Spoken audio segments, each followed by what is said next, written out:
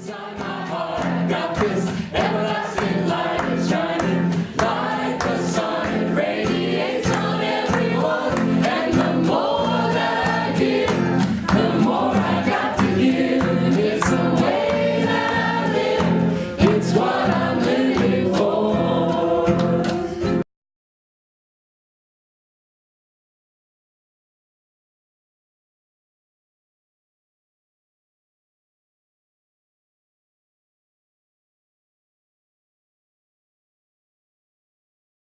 In truth, to attain inner peace, one must be willing to pass through the contrary to peace. And as we stay in this place of silence, as we are here in this present moment, I speak my word from this place, knowing that there is one power that is peace, one power that is love, one power that is the source of all life, that is life itself. And I know that this peace, this power, this love, this light expresses itself through me and through each of us in this room and beyond to all of creation, expresses itself in all of its beauty and love and light. And I know that that is what we bring here today, this essence that we are, this pure light and love and energy. And I recognize it, and I bless it, and I'm grateful for this opportunity to come together, to shine together, to celebrate together, to remember who we are together, to know that we are all connected. And I bless this service and know it unfolds perfectly for each of us, each in our own unique way, receives exactly what we require, what we need to know in our own individual way, and that we give exactly what it is we have to give, for we have so much to give, each of us, in our perfect unfoldment of life. So knowing all this to be my truth, I just simply take my word, I take it and I release it with gratitude in my heart into law. I know it is done, as we say together.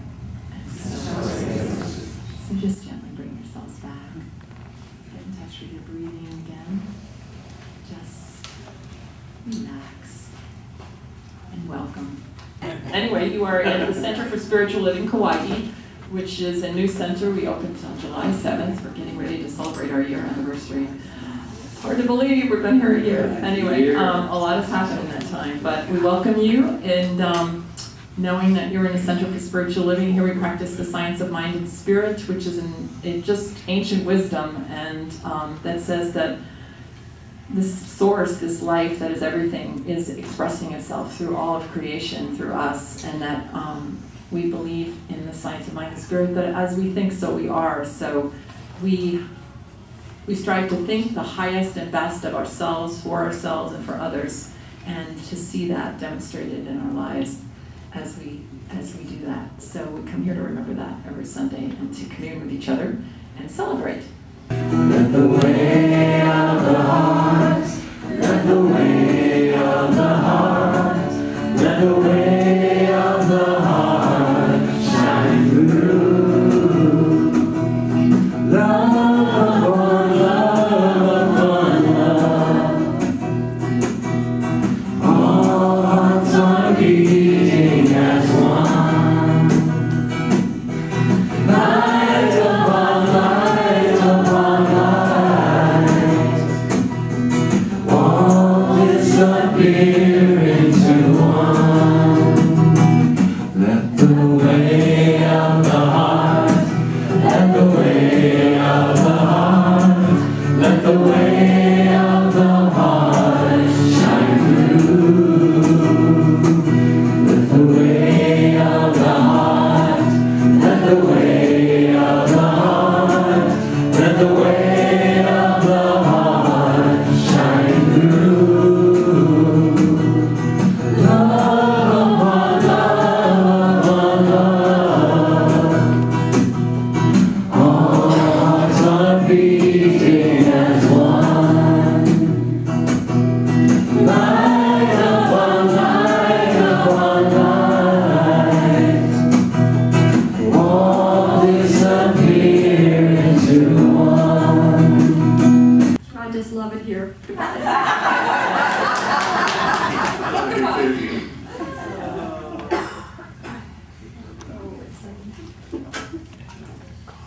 Well, Jivan, I'm so glad you told me that you did something special with your guitar, because I think you played the same music you play every week during meditation, but I heard something completely different today.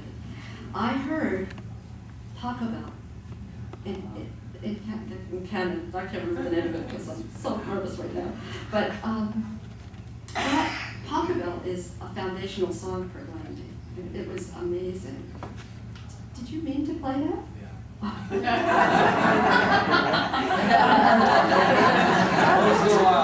impressive. He didn't know. That is really a very foundational song for us. So, this is home. I have spoken at many CSLs across the nation, but I've never been a member. Maybe that's why I'm so nervous. This is an amazing community for Glenn and me. And in order to really share with you why that is, I'd like to take you back to 1985 for just a moment. And some of you heard this story already because you're at the women's group last month. But I want to share with you that in 1985, in June, when I moved to Boulder from Washington, D.C. to be with my husband, we gathered together some friends, all business owners like we were, who really wanted to live our highest values every day in every way, and especially at work. And we were looking for a way to support each other in doing this. What we did in the first two gatherings was create a mission statement and a purpose statement for ourselves and a set of agreements that we lived by over the years. And that group met informally every month for a full day for 20 years. Wow. We called ourselves Geneva Group. And we had, what I'd like to do, Glenn is going to share the Geneva Group mission and purpose, just a little piece of it with you. But I'd like to read the CSL Kaua'i vision because, wow, you're going to see why this is home for us now. We recognize, this is the CSL Kaua'i vision, we recognize and nurture the divine presence within all creation. We honor a world that works for everyone in wholeness, harmony, and peace. We reach out from within, welcoming all. Isn't that beautiful? So Glenn, why don't you share the Geneva Group, part of the mission and vision that we have.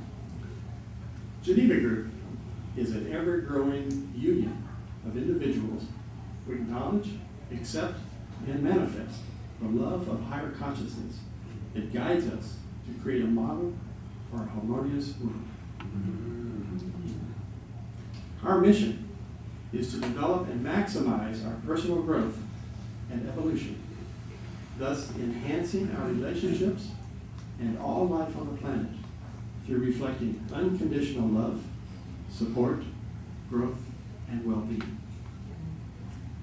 So the philosophy that we've been living by all these years is here. We found it here. We've been coming to the island since our honeymoon 30 years ago. We bought a place here 12 years ago. We're spending more time now that we sold our home in Colorado. This is home now, and we travel the rest of the year. So the mission, the philosophy, the vision, it's important, but it's not what it is about for us. It's really about the people. It's about the community. It's about the friendships we've made here that are so amazing. And the intimacy and the love. There's just no words really to describe how grateful I am for this community, for coming home, for sharing with my friends on the mainland that we have finally found community here. I'm so grateful. Thank you so much. And I know Glenn has a few other things he wants to share. You know, I'd like to, we all have really busy lives, and we know hundreds, many of us thousands of people. So what I'd like to invite you to do is to turn to the person next to you. Look into their eyes. Now turn to the person next to you and look into their eyes.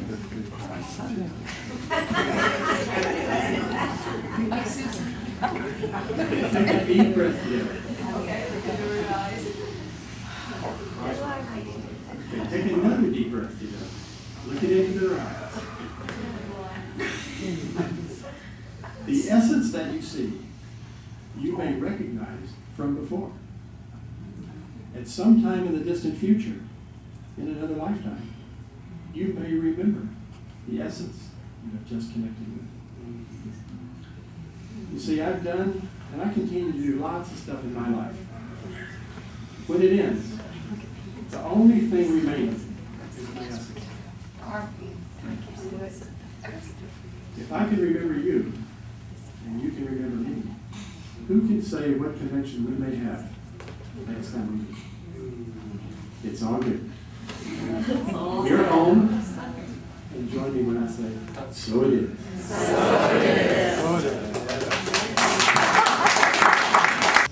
Your smile, it warms me like the rays of the sun.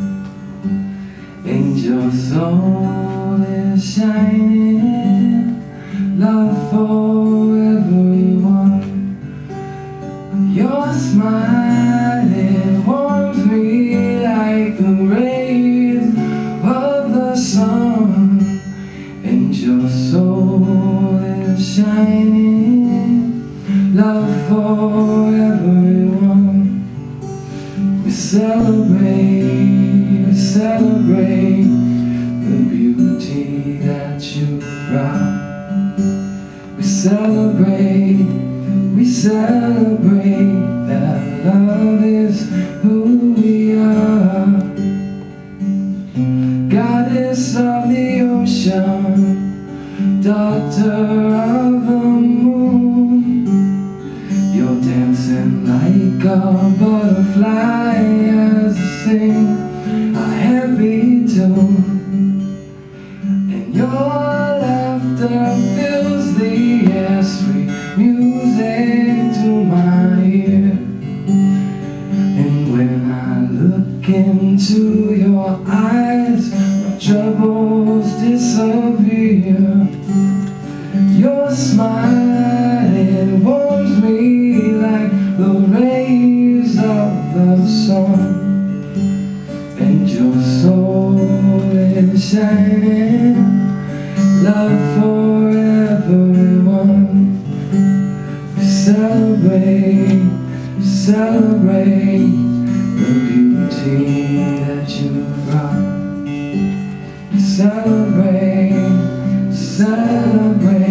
that love is who we are.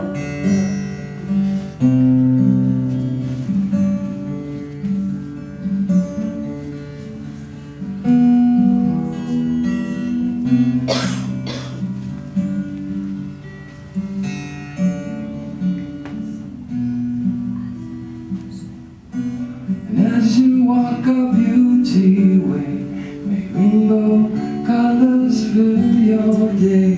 No matter what you do or say, I'll stand beside you all the way. Your smile, it warms me like the rays of the sun. And your soul is shining, love for everyone. And your smile, it warms me like the rays of the sun. And your soul is shining, love for everyone. We celebrate the beauty that you brought. We celebrate that love is who we are. We celebrate the beauty that you brought. We celebrate that love is who we are. Love is who we are. Love is who we are.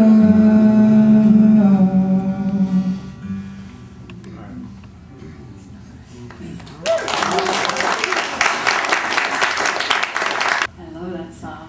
So great. So beautiful. Thank you, Jeevan. So, yeah, I have been in many teachings in my life, many like spiritual settings and ways of living and different religions and different things. But when I came to the science of mind and spirit, I found my home because everything just resonated to me. And it's unique for everybody. It's not for everybody. So, because there's many paths to source, to God, whatever you want to call that thing that is everything. But for me, it works.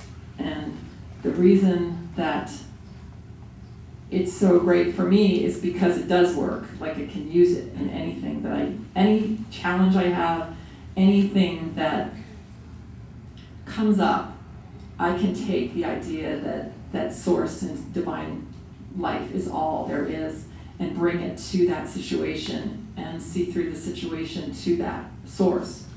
So then I can also bring the idea, which I want to talk about today, in this idea of great expectations, that we are 100% responsible for our experiences because we are 100% responsible for the use of our minds.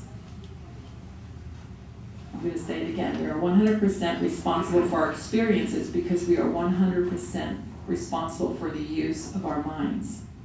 Our minds are a point of power. And I'm not talking about our brains here. I'm talking about that consciousness that we bring to everything in our lives. That is our life.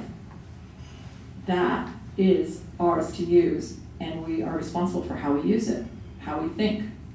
So, the law of expectancy, it's called. I read this by Florence Shin, and she said the best way to understand expectancy is to think about superstition, which we don't believe in science of mind and spirit. But the idea that let's take a superstition like if a black cat walks past you, you're going to have bad luck, or if you break a mirror, you're going to have 7 years bad luck.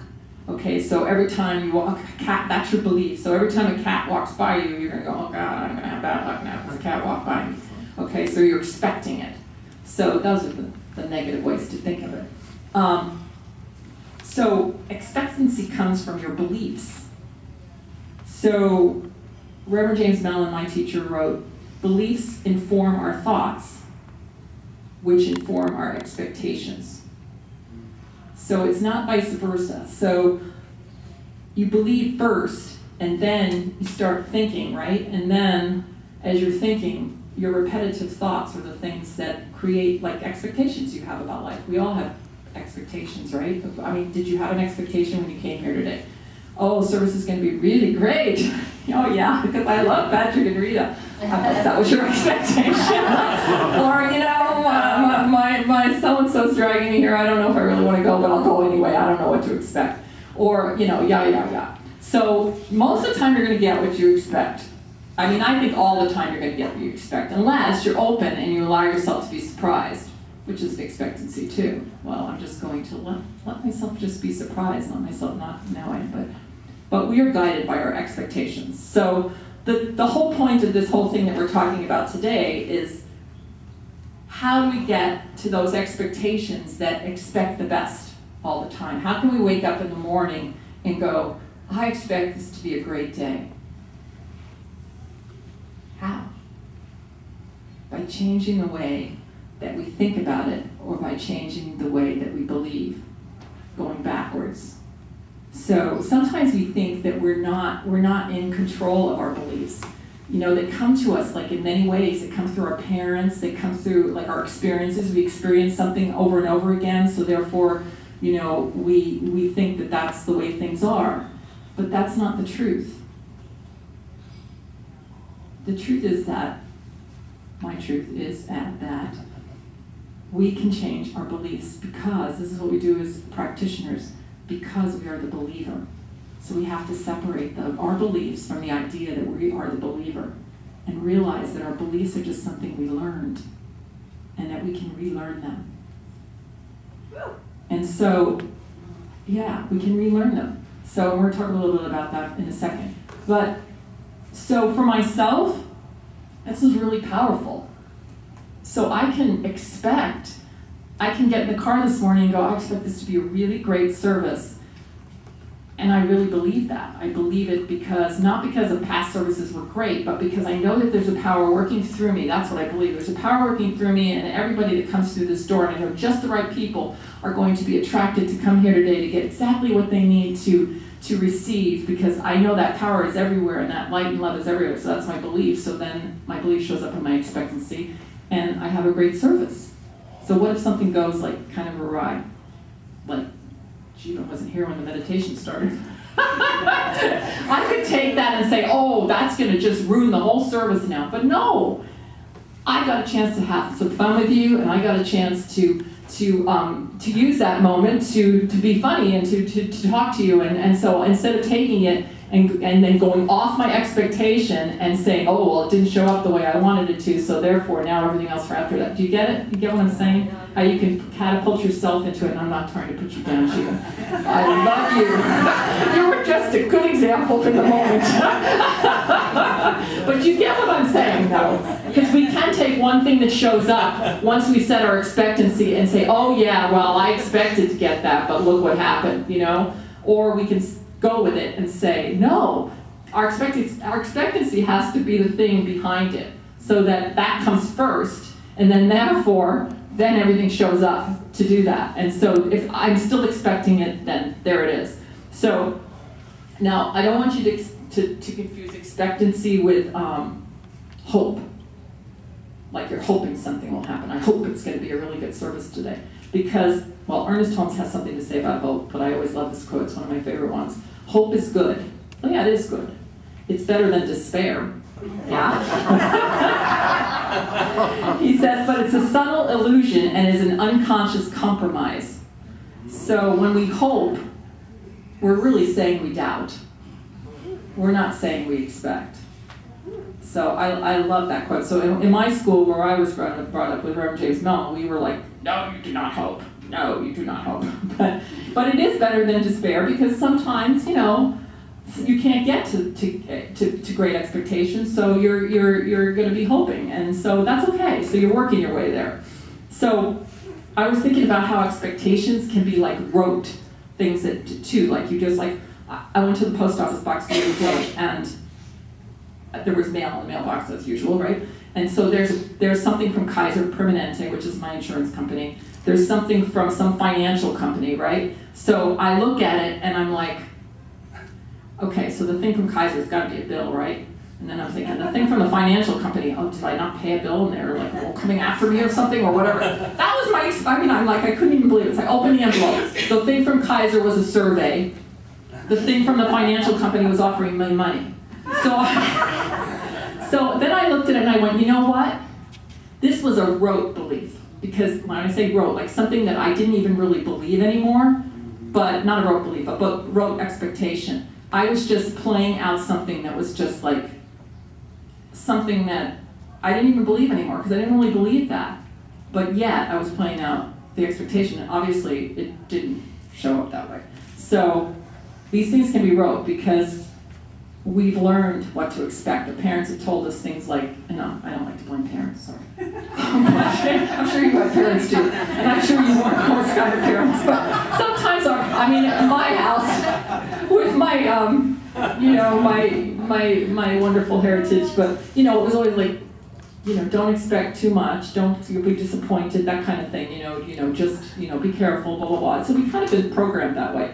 But Henry David Thoreau wrote, we must learn to reawaken. I think I put this in your program. We must learn to reawaken and keep ourselves awake, not by mechanical aid, the rote way of thinking, but by an infinite expectation of the dawn. So in other words, if you can just get yourself, and it takes practice, into that place of the infinite expectation of the dawn, the infinite. We are living in an infinite power, an infinite mind that we're a part of. Our mind, there's not two minds, our mind is that mind. And the way we use it is our individualization of that mind.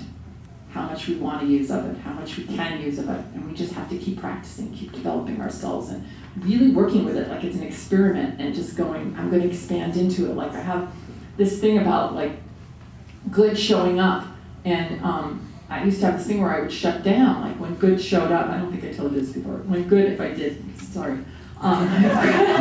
When good would show up, I'd be so excited, and then I would like kind of close down, like that more couldn't come.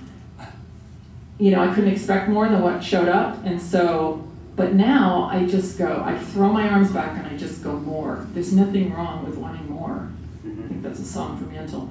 Anyway, but there's nothing wrong with wanting more. I'll have to sing that someday. And throwing our arms back and saying, I am expanding into the infinite right now, and just keep practicing it until it becomes first nature, not second nature.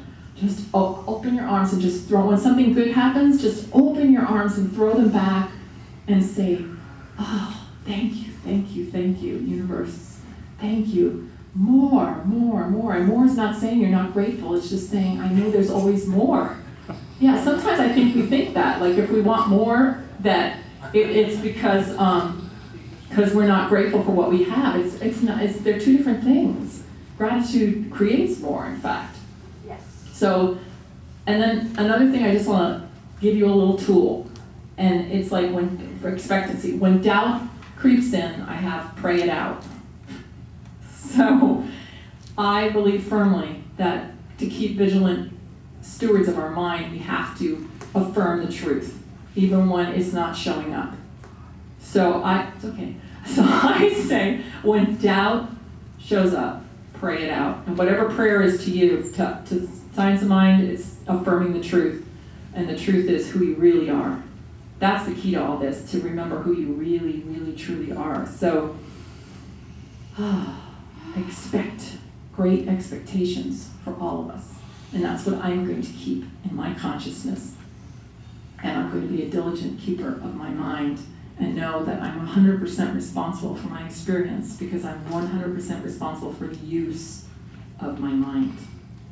And so I love you all. Thank you for coming today, and have great expectations. Really, truly. Namaste.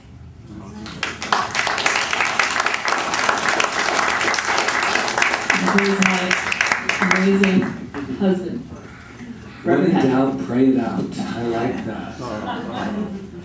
Okay, great expectations. What I love about Rita and I, we all have our take on it. And it's very interesting because we always think to ourselves, what if we came up here and said the same thing? Impossible. One mind perhaps, but individualized. And so what I was thinking about this thing about great expectations, I wanted some inspiration, so I went great expectations or expectations, to Google God, and went in there and I said, I found Michael Landon had an inspiring thing that, listen what he said. I don't have expectations. Expectations in your life just lead to giant disappointments. Wow. But I just want to let you know, the reason I brought it in here is because I wanted to depress you. No, actually, the reason I brought it in here was, exactly, right? But I brought it for a reason, as a understanding that people think this way, and it was under inspiring. You're going to inspire. And so what he's saying is, don't get too excited about it because you'll be disappointed. I was kind of raised with that. But I'm done blaming my mom. I'm done with that. I'm going to leave that. But Quentin Tarantino, the god of completely off the wall in any direction that you want to go, says, now he gets forceful. He says, I want to top expectations. I want to blow you away. How inspired are you already with the talk? So what we got here is we have one that said, don't try. And then we have one that thinks there's competition. That I gotta go through you to get what I want, those great expectations, right? So I thought, what is great expectations? Well, it means something different to everybody. But I found this wonderful, I think I've said it before, there's a tribe in Africa that does this very special ritual. And I thought, this has nothing to do with expectations. And I thought, well, that's pretty per usual for you, Patrick, so do it anyway. So I want to share it with you, but I don't want to paraphrase it because it's very important for you to hear what this tribe does about expectations.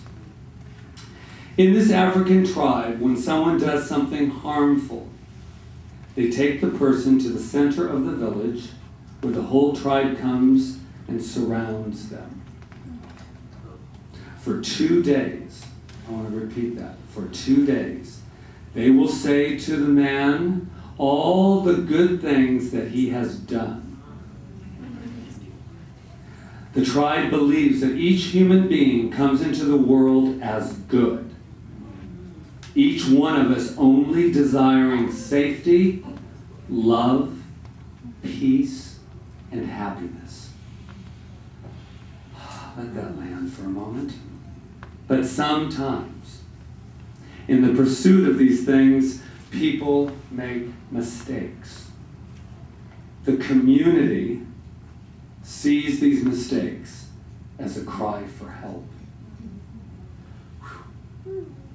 They unite them to lift him, to reconnect him with his true nature, to remind him who he really is, until he fully remembers the truth of which he had been temporarily disconnected from.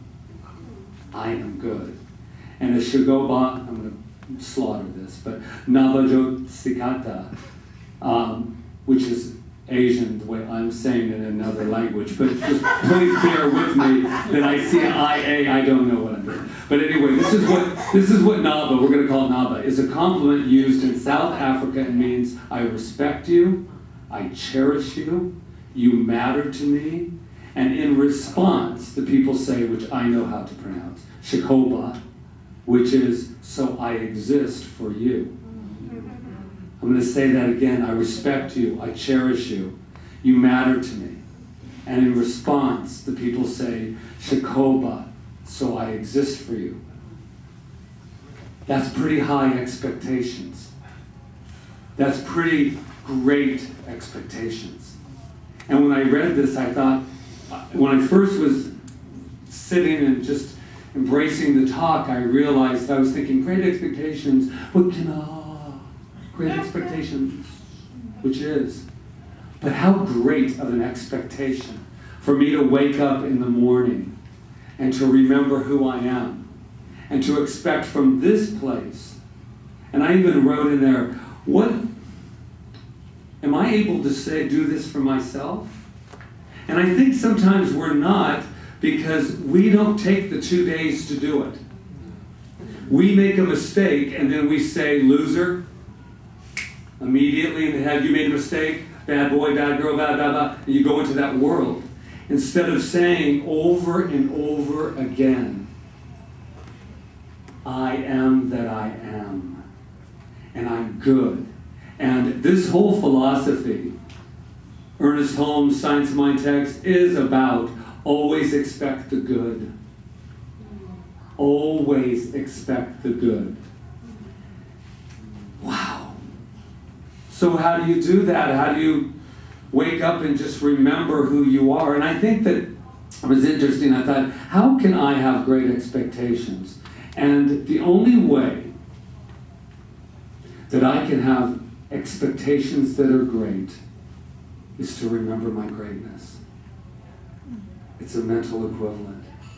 I cannot expect great things and condemn myself, or condemn the world that I live in, or condemn my past, my parents, spouses, whatever, teachers, the list goes on. And so what I know is that I'm going to picture myself. And we're a community too, by the way, side note. We're a community here that I've said many times. We need to remind each other how great you are. How wonderful you are, how your existence, how your being matters. And I know for myself, when this happens, I'm going to sit myself in the center of myself. And I'm going to keep telling myself how good I am, and how many great things that I do, and how important I am. But you're the tribe as well. And I'm so, so pleased. as we're starting our teams and we're starting to see leadership start to happen. And I just say to myself, wow, I must have had Rita must have had really great expectations, because they are unfolding so beautifully, not just in the center, but in our tribe that we are creating. So, I thought that that was a wonderful thing to take with us today, that tribal remembrance. And I remember this one quote that says, if ye have the faith of a mustard seed, ye shall say unto this mountain, remove hence to yonder place, and it shall be removed, and nothing shall be impossible to you. Wow. That's what it's really about. There is nothing that we cannot do. And when we move those mountains, I used to think the mountains were like literal mountains. You know, these kids who go, that'd be really hard to do, you know, to move the mountains. And it's moving the obstacles in our mind, and it's loving ourselves all the way through it. Life is good, isn't it? Yeah. I expect nothing more than just greatness for you, for me, for us, for our world, no matter what it looks like. That's the big thing here, my friends. No matter what it looks like, we have to go in a circle and look at it and say, it was brought into nature from a place of good. And that's what it always has been, and that's what it always will be. Namaste. All you need is love, love. Love is all you need. Love, love, love. Love, love, love. Love, love, love. And what I know is love is no longer what we need, because we are love. At the very deepest core of our being, we are love. That is our identity. And I know we take this love out into the streets. We take it out into this beautiful, beautiful, beautiful, beautiful island, from a place of joy, from a place of more, more, more. I am so grateful for each and every one of us right here and right now that have come together to celebrate who and what we are, and that is good. Shokiba, Shokiba, Shokiba. And so I know that this is the truth of our being, that we are whole, we are complete, and we just release it. We let it go from this state of love, as together we say, and so it is.